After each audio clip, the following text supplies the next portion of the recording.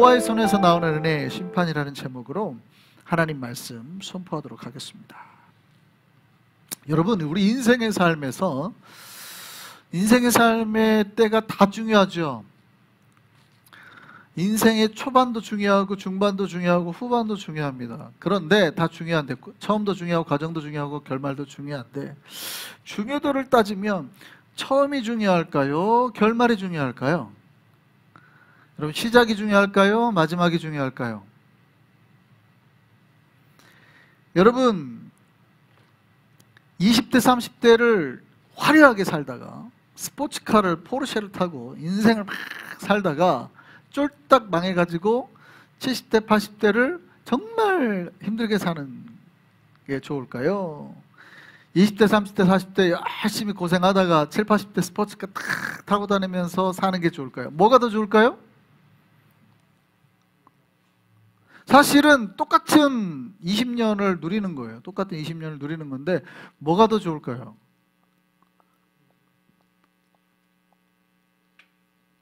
뭐가 더 좋을까요? 답이 없으시네. 뭐가 더 중요할 것 같아요? 뭐가 더 좋으세요, 여러분 느낌에? 젊어서의 화려함이에요? 오히려 나이 들어서의 화려함이에요? 젊은 친구들은 그렇게 대답 안 하는 것 같은데. 자, 우리 이제 여기서 제가 한번 말씀드릴게요. 자, 두 가지 선택을 한번 해보세요. 여러분 평생을 모든 인간이 똑같이 80세까지 삽니다. 여기 질병이라는 건 없다고 생각하시고, 아플 수도 있잖아요, 뭐 죽을 수도 있잖아요, 이런 얘기 하지 마시고, 모든 인간이 동일하게 80세까지 산다고 생각하는데, 모든 인간에게 동일하게 기회가 주어집니다. 한 번. 딱 20살 때 한 번, 80살 때 딱 한 번. 1년의 기회가 주어주는데, 그 1년 동안은 자기가 하고 싶은 걸, 모든 거를 나라에서 다 대준다고 생각해보세요. 모든 돈부터 뭐 다 주는 거예요. 그 사이에 아파서 죽는 건 없어요. 자, 그러면 여러분은 20대 대신에 이거죠. 평생 쓸 거를 한꺼번에 몰아주기 때문에 나머지 인생이 그냥 가난한 거예요. 극도의 가난함이에요. 자, 그러면 여러분 20살 때 그거를 누리고 딱 한 번 1년 누리고 사는 게 좋을까요? 죽기 직전에, 대신에 모든 인간이 80세까지만 살고 다 죽는다고 전제하고 80세 그 화려한 걸 다 쓰고 죽을까요? 어느 걸 선택하실래요? 1번 젊었을 때, 20살 때. 나머지는 이제 평생 가난하고 찢어지게 가난하고 고생만 하다 가는 거예요. 자, 2번 80세 때. 나머지는 선택을 안 하신 거예요? 왜 다시 1번 젊었을 때 선택을 해보세요. 20살 때. 2번 80살 때. 안 하시는 분은 뭐예요? 지금 두 가지밖에 없다니까요. 다시 한번 1번 20대 때, 2번 80세 때. 안 하시는 분들이 있네. 자, 두 가지 다 사실은 가능성이 있죠. 다 선택의 이유가 있어요. 우리는 뭘 선택하는 게 행복할까요? 저는 그래도 노년이라고 생각을 합니다. 왜냐하면 선택의 기준이 기회와 희망이거든요. 20세를 선택한 사람은 뭐를 선택한 걸까요? 최선의 기회. 20대 때 해야, 내가 젊었을 때 해야 더 많은 찬스를 가질 수 있다는 거예요. 왜냐하면 건강하니까. 그때 내가 해야 평생 내가 해보고 싶은 걸 다 한다는 거예요. 막 돌아다닐 수도 있고 막 건강하니까. 그러니까 기회를 잡은 거죠. 기회를. 그리고 그 노하우나 이걸 누린 걸로 내 삶을 살아보겠다는 거거든요. 근데 제가 생각하는 거는, 그래도 제가 후자로 생각하는 거는 뭐냐면, 그렇게 선택한 사람은 나머지의 삶이 뭐예요? 이제 21살부터 80세까지 60년 동안은 뭐예요? 더 이상 이 사람은 나아질 수 있는 찬스가 0%죠. 삶이 전혀 나아질 수가 없죠. 끝이죠, 이제 인생이. 근데 80세 때 인생을 화려하게 누릴 수 있다는 건 뭐예요? 고생이 있지만 언젠가는 나에게 뭐가 있어요? 회복의 날이 오거든요. 아직 나는 그거를 안 썼거든요. 그 삶을 뭘로 누릴 수 있어요? 그렇죠. 소망 가운데, 희망 가운데 누릴 수 있는 거예요. 20대 때 딱 누려버린 사람의 인생은 이제 절망이죠. 다 누렸어요. 더 이상 내가 좋아질 거란 1%도 없어요. 그러나 아직 80년을까지 나아갈 동안에 나는 뭐예요? 그때까지는 우선 내가 죽지는 않으니까 뭘 하는 거예요? 잘 될 수 있다라는 기대, 희망 가운데 살 수 있다는 거죠. 여러분, 우리의 삶이 물론 선택하는 기준이 다를 수는 있습니다. 뭐가 중요하냐. 그런데 이 세상에서 제일 똑똑하다고 했던 사람이 누구예요? 성경에 이 사람 전과 이후에도 이 사람보다 똑똑한 사람이 없다고 그러죠. 누가 제일 똑똑하대요? 솔로몬이 제일 똑똑하다고 그러죠. 근데 솔로몬이 뭐라고 했을까요? 어느 걸 선택하는 게 낫대요? 자, 전도서 말씀 보겠습니다. 전도서 7장 8절. 같이 한번 보겠습니다. 시작. 일의 끝이 시작보다 낫고 엔딩이 더 중요하다는. 80세를 선택하신 분들에게 박수를. 그 기준이 꼭 틀렸다는 건 아니에요. 사람마다 다를 수는 있으나 솔로몬은 뭐라고 말했냐면 엔딩이 훨씬 중요하다. 인간의 삶의 과정에서 때로는 초반에 넘어지고 무너지고 과정에 잘못되고 어려움이 있을 수 있지만 중간에 뭐가 좀 꺾일 수도 있고 잘못될 수 있지만 마무리를 잘 하면 그 인생은 어때요? 잘 산 거라는 거예요. 잘 산 거예요. 그런데 중간에 잘하고 초반에 잘하고 특히 20대 때 돈 많이 버는 애들이 제일 위험하다고 그러죠. 20대 초반에 갑자기 돈 확 많이 버는 애들이 인생이 제일 쉽게 무너진다고 그러죠. 왜요? 더 이상 이게 교만해요. 교만해. 내가 두려울 게 없는 거예요. 무너지기 시작하는 거죠. 급격하게. 그래서 초반에 바짝 일어나는 성공을 조심하라고 그러죠.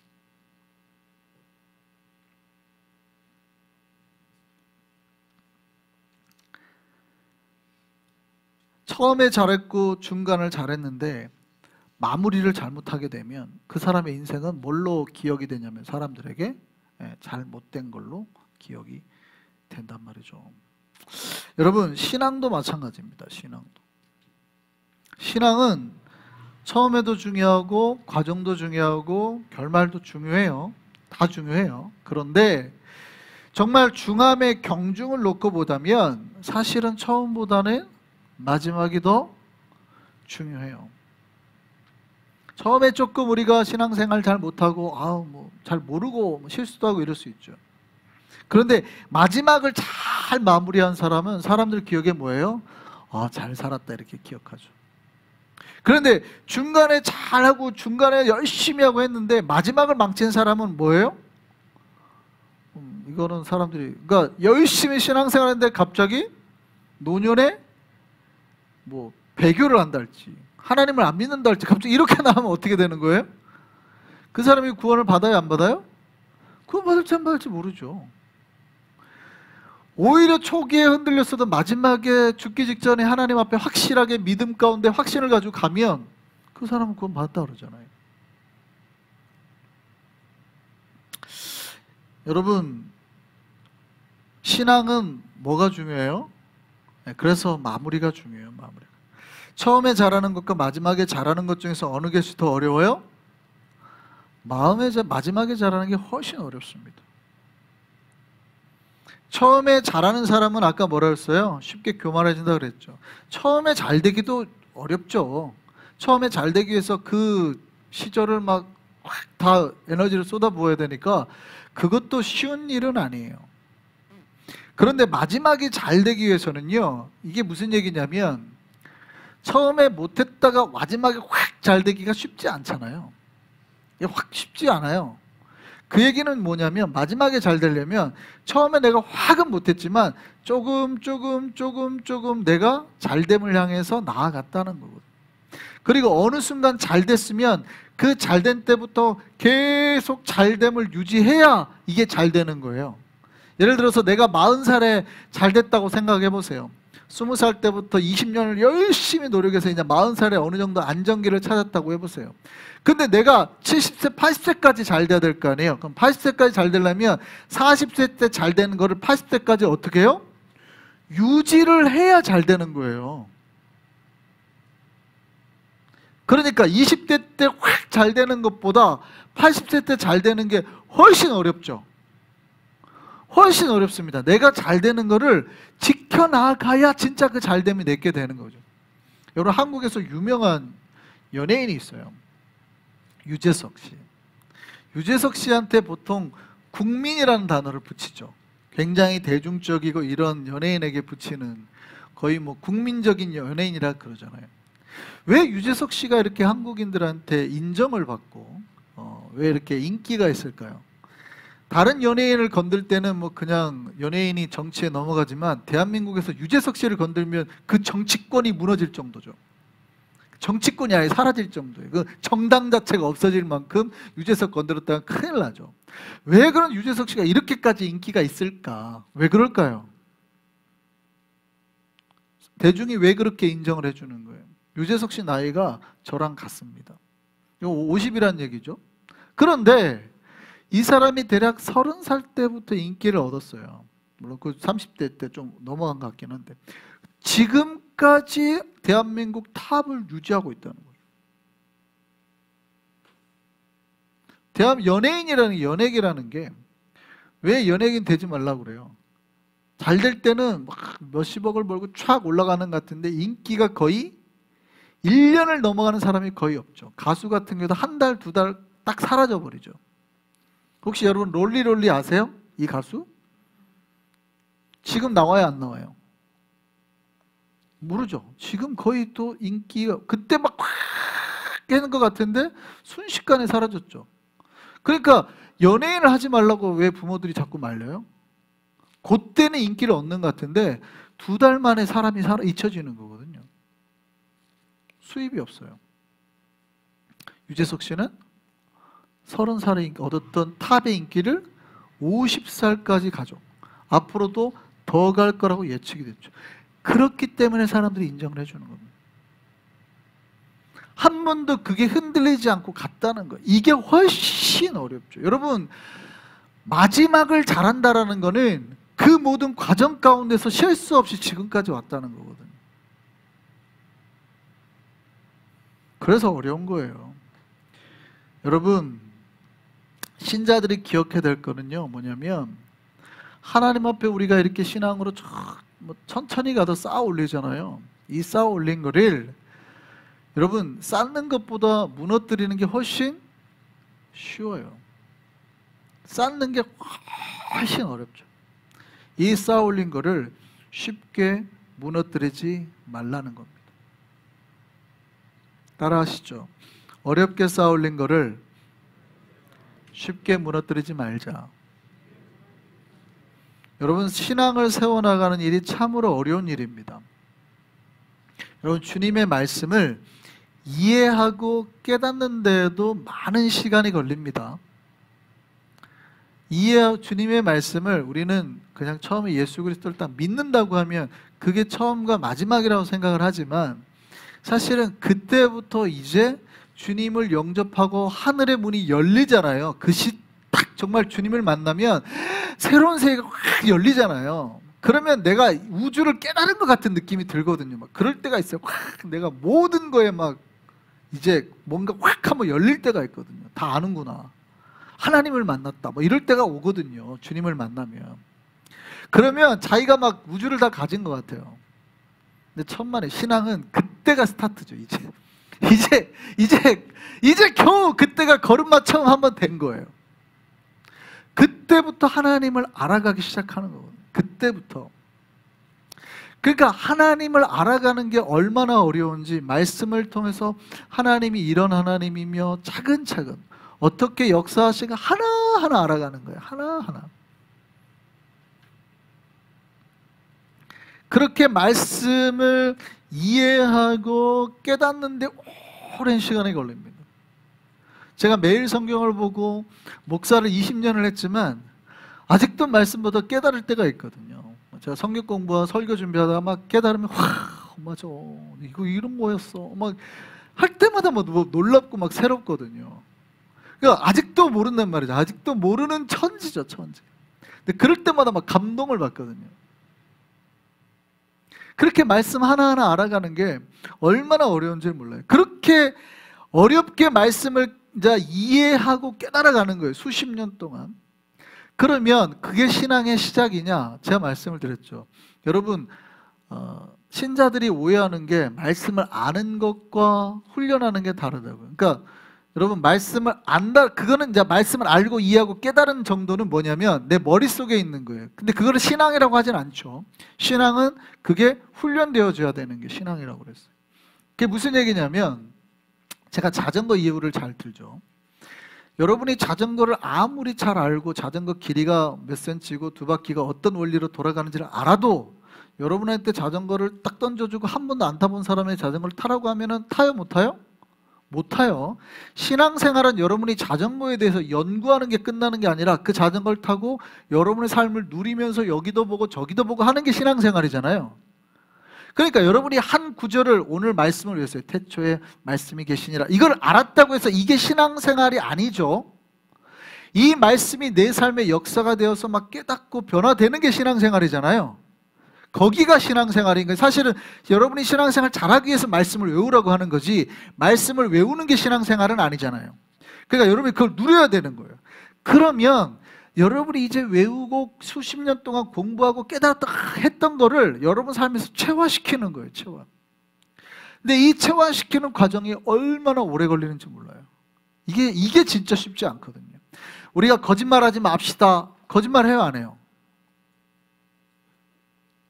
도둑질하지 맙시다. 도둑질 해요, 안 해요? 왜 대답들을 안 하세요? 사람이 하루에 10분마다 한 번씩 거짓말 한대잖아요. 사람이 하루에 10분마다 한 번씩 거짓말을 한대요. 그 인간이, 그러니까 그냥 습관적으로 인간은 거짓말을 하는 존재란 말이에요. 도둑질하지 말죠. 도둑질해요, 안 해요? 안 하죠. 물론 우리가 안 하지만 가끔은 또 팁 받으면 얼마 받았어? 사실은 7불 받았는데 6불 받았어. 우리는 크게 쉽게 생각 안 하지만 거짓말과 도둑질을 한꺼번에 했잖아요. 두 가지를 같이. 두 가지를 한꺼번에 했잖아요, 그 순간에. 물질이 크냐 적냐를 떠나서.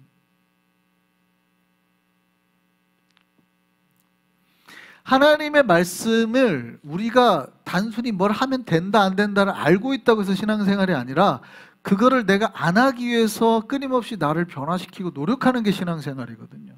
그럼 거기까지 가려면 얼마나 어렵겠냐고요. 이게 여러분, 주님을 만났다고 해서 되는 게 아니에요. 주님을 만나서 그거를 하려고 하면 내가 본능이, 인간의 욕심이 말씀과 끊임없이 부딪힙니다. 나는 그렇게 안 하고 싶거든. 아무리 일찍 일어나라 우리 애들한테 얘기해도 안 하고 싶거든요. 애들은 늦잠 자고 싶은 거예요. 왜요? 본능이거든. 일찍 일어나야 된다는 거는 당위성이고, 일찍 일어나야 되지, 다 알죠. 근데 내 몸은 안 하고 싶거든. 게으르고 싶거든. 이게 인간의 욕망이잖아요. 그런데 하나님의 우리가 신앙은 뭐냐면, 내가 편하고 싶지만 그 말씀이 옳기 때문에 순종을 해야 되는데, 이게 돼요, 안 돼요? 안 된단 말이에요. 그러면 될 때까지 나를 부딪혀가지고 그 말씀까지 따라가게 해야 돼요. 이게 그냥 신앙생활이에요. 그러니까 내가 신앙생활을 잘한다고 하는 게 얼마나 어렵다는 건지 우리가 이해를 해야 되는 거예요. 하나님 말씀을 처음에 깨달아서 그 깨닫는 데만 해도 몇 년이 걸릴 거고, 그 말씀 하나하나를 내 삶에 체화시켜서 내가 주님 말씀대로 살겠다고 끊임없이 결단하고 순종해 나가는 게 신앙생활이니까. 그렇게 하는데 얼마나 걸려요? 제가 신앙생활 말고 목회만 20년을 했는데도 말씀이 내 삶에 체화가 잘 안 돼요. 목회하고 매일 얼마나 어렵냐고요. 물론 예전보다 훨씬 나아지겠죠. 훨씬 하면 할수록 나아지지만 완벽하게 예수 그리스도의 그 목표까지 도달하는 데는 어렵겠죠. 가능하겠습니까? 근데 끊임없이 그렇게 나아가는 거죠. 그런데 그렇게 신앙이 만들어지는데, 어리석은 사람들이 어떻게 해요? 그 신앙을 한 번에 무너뜨린단 말이죠. 그렇게 힘들게 신앙생활을 하고 쌓아놓고 자기의 믿음의 말씀과 삶의 경륜들을 쫙 쫙 쌓아놓고 20년 신앙생활 잘해놓고 한 번의 욕심과 욕망으로 다 무너뜨려 버리는 사람들이 있어요. 저는 어렸을 때 시골에 살았습니다. 저희 집 바로 옆에 냇가가 이렇게 흐르고 있었는데, 냇가가 가면 거기에 물만 있는 게 아니고 돌들이 많거든요. 뭐 어마어마하게 자갈이 쌓여 있어요. 그러니까 뭐 엄청나게 많은 자갈이 있는 냇가 있잖아요. 조그만 데가 아니고 넓은데 물 흐르고 양쪽으로 돌 가득한 그런 냇가였어요. 친구들하고 놀 때 주로 뭘 하고 노냐면, 뭐 여러 가지를 하고 놀지만 가끔 이렇게 탑 쌓고 놀 때가 있어요. 남자들은 좀 특이하죠. 한번 경쟁이 붙으면 여자들이 보기에는 저 놈들이 뭐 저런 거를 재밌다고 놀냐, 뭐 이럴 만큼 하는 걸 놀아요. 뭐 탑쌓기 같은 거, 뭐 더 높이 쌓으려고 넓은 거 돌을 막 낑낑게 갖고 와서 쌓고, 그 위에 또 평평한 거를 쌓고. 높이 쌓으려면 어떻게 해야 되는지 아세요? 평평함도 중요하지만 첫 번째 돌보다는 작고 그 위에 올릴 돌보다는 커야 되는 걸 찾아야 되는, 이게 포인트죠. 이게 뒤바뀌는 순간 높이 못 쌓고 두세 단만 더 가도 넘어집니다. 그러니까 그거를 잘 찾는 게 중요하죠. 옆에랑 경쟁을 해요. 그렇게 해가지고 이제 돌을 막 탑을 쌓아요. 그리고 이제 또 탑 쌓고 이제 돌 멀리서 서로 던져가지고 맞추기 하고 뭐 하고 하죠. 뭐 여자들이 봤을 때는 뭐 저런 게 놀이가 되냐 싶을 만큼 그런 걸, 단순한 걸 막 하죠. 남자애들이 막. 그러고 놀아요. 그런데 그렇게 놀면 다 이제 집에 갈 때가 되면 가면 되잖아요.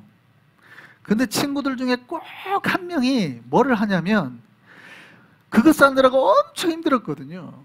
근데 꼭 발로 가가지고 탁 무너뜨리고 가는 애들이 있어. 그냥 가면 되는데 한 3개, 4개 쌓아놨잖아요. 그러면 다 가지고 얘가 발로 다 꼭 발로 하도 가도 되는데 꼭 무너뜨리고 가는 애들이 있어요. 약간 그게 쾌감인가 봐요. 뭐 무너질 때 가지는 쾌감일 수도 있는데, 그때마다 제가 느끼는 게 있어요. 야, 쌓을 때 정말 힘들게 쌓았는데, 저거 쌓을 때 되게 힘들게 쌓았는데 무너지는 건 한순간이네.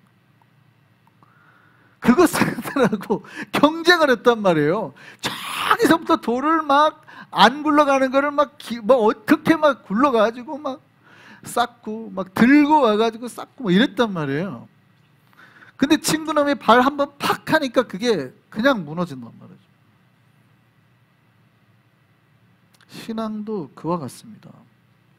여러분, 어렵게 쌓고 쉽게 무너뜨리면 안 돼요. 지혜를 붙잡으시기를 바랍니다. 여러분, 이스라엘 백성이 가나안 땅을 차지하기 위해서요, 얼마나 어렵게 노력했는지 모릅니다. 처음에 불순종해가지고 40년 동안 광야 생활했습니다. 그러니까 원래는 그 땅을 차지할 수 있었는데 이 사람들이 모세의 말에 불순종해버렸거든요. 우리 다 죽어 뭐 이랬다. 다 죽어.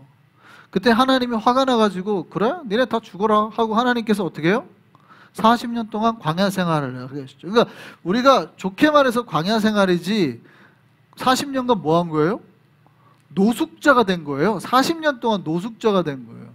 분명히 빨리 가나안 땅에 들어가서 그 땅을, 내 집을, 좋은 집을 준비하고 3일이면 가는 길이니까 3일 만에 그 땅을, 진짜 좋은 집과 땅을 내 거로 만들 수 있었어요. 근데 사람들이 하나님 말씀 불순종해가지고 다 죽어 그랬더니 진짜로 죽어라 하고, 진짜 하나님이 광야에서 다 죽이시잖아요. 그러니까 불순종한 세대는 다 죽이고 니네는 못 들어가게 하고 그 다음 세대가 들어가게 하셨으니까 사실은 다 죽이신 거예요. 우리 다 죽어 그랬더니 그래 니네 말대로 다 죽어라 하고 죽여버리잖아요. 근데 그 40년 동안 죽이는 과정이 그냥 죽이는 게 아니고 그냥 노숙자 생활하면서 죽이는 거예요.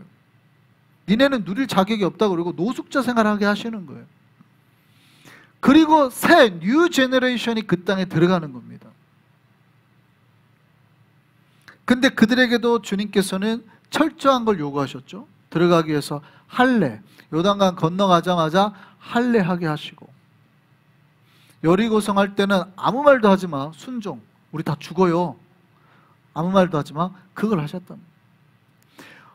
그리고 어렵게 그 후에도 전쟁을 했습니다. 정복전쟁을 7년 했지만 사실은 전쟁 기간만 7년인 거고 여호수아가 들어가서 110세 죽을 때까지 전쟁을 하고도 이후에도 더 해야 됐기 때문에 사실은 약 30년간 전쟁한 겁니다. 25년에서 30년간. 그러니까 약 30년간을 싸워서 얻은 그 땅이에요. 전쟁했으니까 뭐 아무리 하나님께서 도와주셨다도 사상자가 한 명도 없는 건 아니잖아요. 그러니까 수많은 사상자를 내고 얻은 땅이란 말이죠. 그런데 오늘 본문이 충격적인 내용을 말하고 있습니다.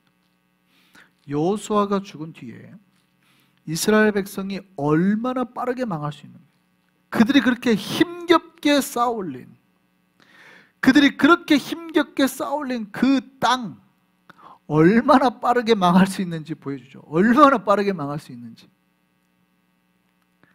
여호수아가 죽고 그들이 하나님을 버리고 바알과 다른 신들에게 절하고 그들을 섬기기 시작했습니다. 아스타롯을 따르기 시작했고. 그러니까 그들을 하나님이 심판하셨는데 순식간에 망한. 성경이 이렇게 말합니다. 사사기 2장 15절 말씀 보시죠. 사사기 2장 15절입니다. 같이 읽겠습니다. 시작. 그들이 어디로 가든지 여호와의 손이 그들에게 뭘 내리세요? 재앙을 내리시니. 야, 그러니까 이게 뭐냐면 하나님이 따라다니면서 재앙을 뿌렸다는 거예요.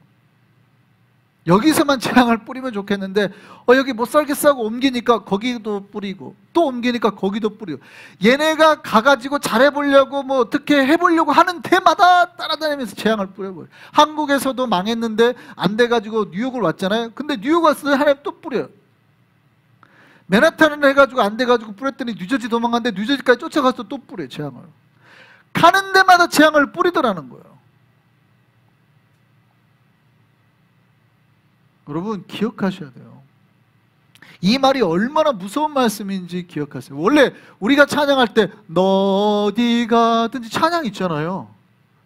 하나님 앞에 우리가 어디 가든지 복 받고 은혜 받아야 될 백성인데 이 백성이 어디를 가든지 하나님께서 재앙을 뿌리는 백성이 되어버렸다는 거예요.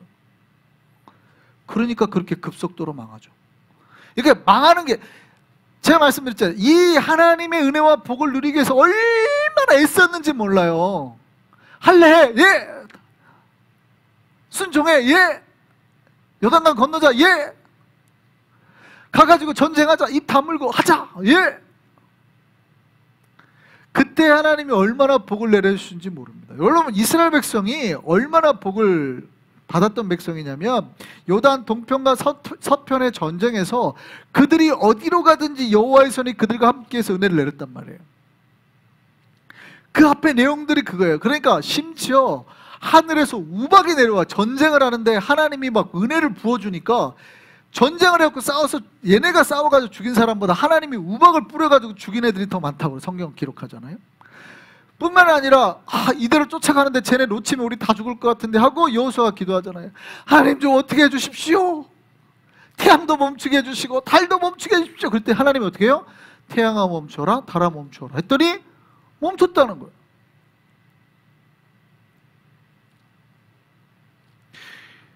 여러분 이스라엘 백성들이 어떤 은혜 속에서 살았다는 거 아세요? 기도하면 응답되는 인생 살았다는 거예요. 기도했더니 하나님이 막 역사해 주시고 막 이런 인생 살았다는 거예요. 내 자손이 잘 되고 내 삶이 잘 되고 전쟁이 잘 되고 막 복이 그냥 막 터지는 거죠. 하나님께 기도만 하면 하나님 앞에서 막 다 뿌려주시는 거예요. 막 잘 되게. 그런 인생 살았다는 겁니다. 그래서 30년 동안 전쟁하는데 단 한 번도 지지 않았죠. 제가 큐티 때 말씀드렸죠. 몇 번 싸웠다고요? 베스킨라빈스? 큐티에 아침에 제가 올려도 안 읽으셨다니까. 몇 번 싸웠다고요? 31번. 물론 정확히 31번 아닙니다. 31명의 왕과 싸웠는데 중복되는 왕이 있으니까. 근데 베스킨라빈스 31명의 왕을 죽였다. 그동안에 아이성을 제외하고는 진 적이 없어요. 진 적이 없다고요. 하나님이 그렇게 이스라엘 백성을 도와주셨다고요. 그 놀라운 하나님, 내가 어디를 가든 너와 함께 있어 은혜를 주시고 그 여호와의 손에서 나온 은혜를 누렸던 이스라엘 백성이 지금 어떻게 해요? 하나님 뭐라고 말씀해요? 니들이 어디로 가든지 내가 따라다니면서 재 뿌릴 거다, 재앙 뿌릴 거다. 얼마나 니들이 빨리 망하나 봐라. 들어와도 망하고 나가도 망하고 이게 어디가 있어요? 제가 말씀드렸죠. 여러분 신명기를 그 말씀을 축복의 말씀으로 이해하는 경우가 있는데 그 축복의 구절은 짧다고 그랬잖아요. 신명기 그 뒤에 이어지는 저주의 구절이 훨씬 많아요. 네가 들어와도 복을 받고 나가도 복을 받고 그 다음 밑에는 네가 들어와도 저주를 받고 나가도 저주를 받고 네 밥그릇도 저주를 받고 앉은 자리도 저주를 받고 하나님 말씀에 순종하면 하나님이 네가 어디로 가든지 따라다니면서 은혜를 주시고 복을 주지만 하나님 말씀에 불순종하면 놀랍게도 네가 어디로 가든 여호와의 손에서 나오는 재앙을 맛보게 된다.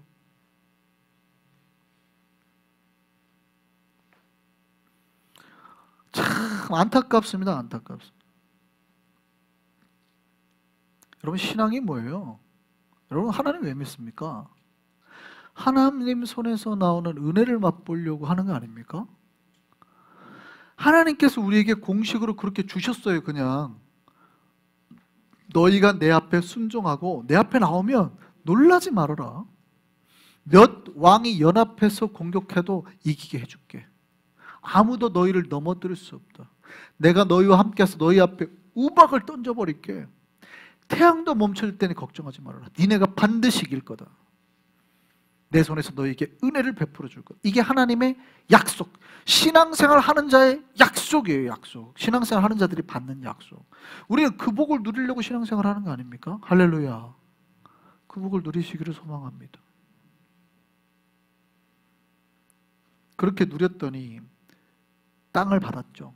집을 얻었죠. 밭도 생겼죠. 뭐 막 누릴 게 많아졌잖아요. 그러니까 사람들이 어떻게 해요? 잘 지켜야지. 제가 잘 지키는 게 힘이라고 그랬잖아요. 그걸 받아가지고 잘 지키는 게 힘이라고 그랬잖아요. 근데 이제 여유가 좀 생겼어요. 40년 광야 생활하고 할 때는 얘네들 힘드니까 하나님 잘 믿어서 열심히 하겠습니다 그랬는데 이제 뭔가 땅도 생기고 집도 생기고 뭐 하니까 이제 뭐 해요? 여유로 뭐 하나님 이제 좀 쉽시다. 우리 좀 쉽시다. 좀 누립시다. 그리고 자기네들의 이제 그러니까 유목민족이 정착민족이 됐죠. 농사를 짓기 시작하니까 하나님 말고 농사 짓는 신이 자기에게 도움이 될 것 같은 거예요. 바알은 비를 내려주는 신, 이런 아세다로시 이런 신이니까 농사 짓는 사람들 입장에서는 야 그러니까 뭐예요? 아 바알이 더 좋겠다 하고 싹 넘어가는 거죠. 하나님 잘 믿다가 돈이 최고야. 돈을 따라야지 하니까 돈의 신으로 싹 넘어가는 거예요. 사람들이.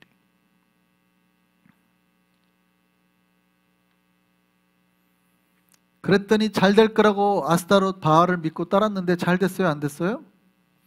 그때부터 하나님이 쫓아다니면서 이놈 봐 하고 재 뿌리시는 거죠. 네가 어디를 가든지 잘 되나 보자.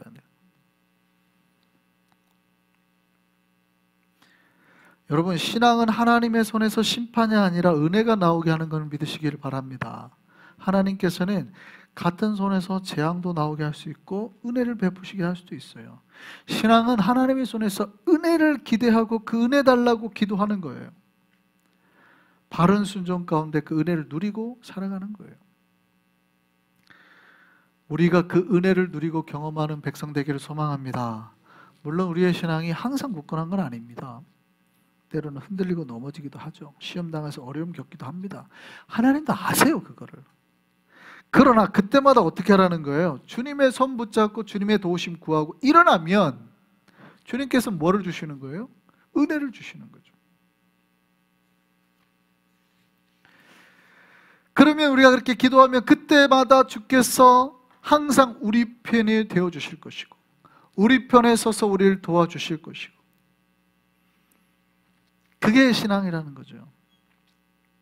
그 주님의 손을 붙잡고 나아가는 우리가 되기를 소망합니다. 날마다 그 주님 안에서 심판이 아닌 은혜를 누리고 경험하는 저와 여러분 되기를 소망합니다.